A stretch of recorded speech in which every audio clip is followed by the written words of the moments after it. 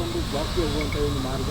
ಇಲ್ಲಿಂದ ಯಾವುದೇ ರೀತಿಯಾಗಿ ಸಾಂಕ್ರಾಮಿಕ ಸಿಸ್ಟಮ್ ಹರಡಬಾರದಂಥ ಕಾರಣಕ್ಕಾಗಿ ಈ ಒಂದು ಸ್ಯಾನಿಟೈಸೇಷನ್ ಮಾಡ್ತಿರೋದು ನಿರಂತರವಾಗಿ ಇದು ಆವಾಗ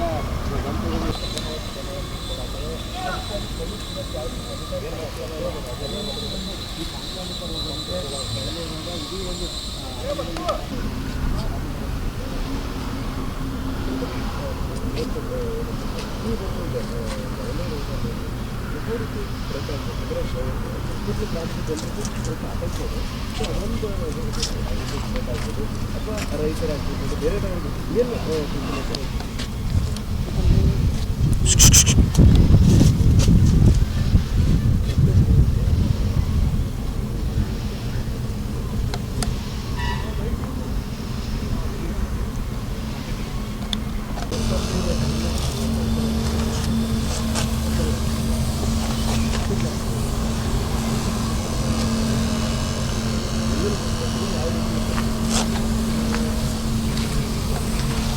ಅದರ ಜೊತೆಗೆ CCF ಆಗಿರ್ಬೋದು, RF ಆಗಿರ್ಬೋದು, ಎಲ್ಲ ಅಧಿಕಾರಿ ವೃಂದವೇ ಇಲ್ಲಿ ಠಿಕಾಣಿಯನ್ನು ಹೂಡಿರುವಂತದ್ದು. ನಮ್ಮ ಜೊತೆಗೆ DFO ಅವರು ಇದ್ದಾರೆ, ಅವ್ರನ್ನ ಮಾತಾಡ್ತೀನಿ.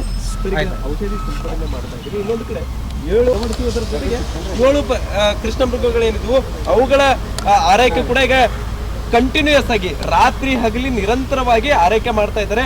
ಸೊ ನಮ್ಮ ಜೊತೆಗೆ ಸದ್ಯ ಈಗ DFO ಸೇರಿದಂತೆ ಎಲ್ಲ ಅಧಿಕಾರಿಗಳು ಇಲ್ಲೇ ಠಿಕಾಣಿಯನ್ನ ಹೂಡಿದ್ದಾರೆ.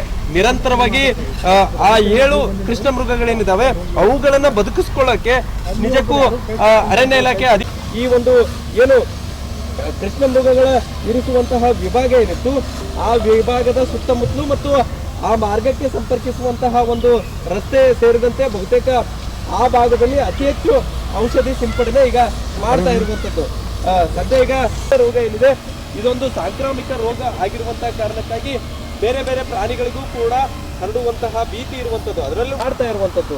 ಬಹುತೇಕ ಈ ಒಂದು ಭಾಗದಲ್ಲಿ ಅಂದ್ರೆ ಕಿತ್ತೂರು ಚೆನ್ನಮ್ಮ ಕಿರು ಮೃಗಾಲಯದಲ್ಲಿ ಸುಮಾರು 250ಕ್ಕೂ ಅಧಿಕ ಪ್ರಾಣಿಗಳು ಇಲ್ಲಿ ಇರಿಸಲಾಗಿದೆ.